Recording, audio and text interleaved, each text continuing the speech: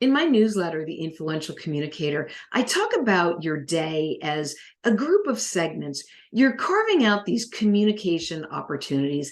It could be in-person meetings, it could be presentations, calls on Zoom, networking events, speaking engagements, media interviews, whatever it is. Each one is a segment, and the more focused and aware you are in that segment, the more impact you'll create and you'll make a difference. However, you have to get into this mindset of being able to segment and build yourself a framework. So there's three things that I do even before I move through the segments and do what I'm supposed to do in between. The first is to understand your calendar has to be realistic. Set realistic expectations and give yourself time in between each communication segment. Now, if you can, make that 30 minutes. If it has to be 15, that's okay. If it's 10 minutes, take the time you need, because that time right there is what allows you to leave the last segment and to think forward into what you're about to step into, which will lead to success. If you're not the one who does your calendar, then speak to your executive assistant or whoever handles it and be clear that that time in between is what makes the difference in each segment throughout your day. Second, resist the temptation to be checking your phone in between segments. That's really hard. Now, if you're in the middle of something that is absolutely critical or it's issues in crisis, I get it.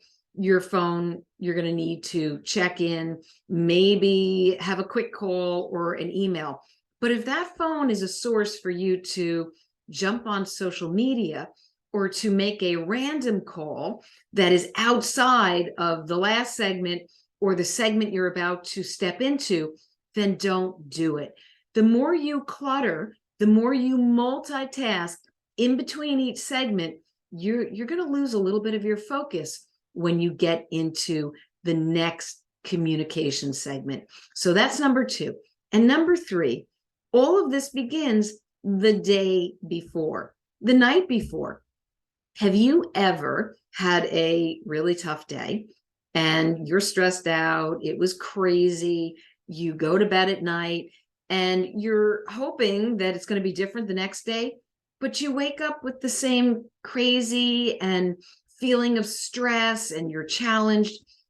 What you should do the night before, and this is really important, is understand that how you go to bed is how you're going to wake up.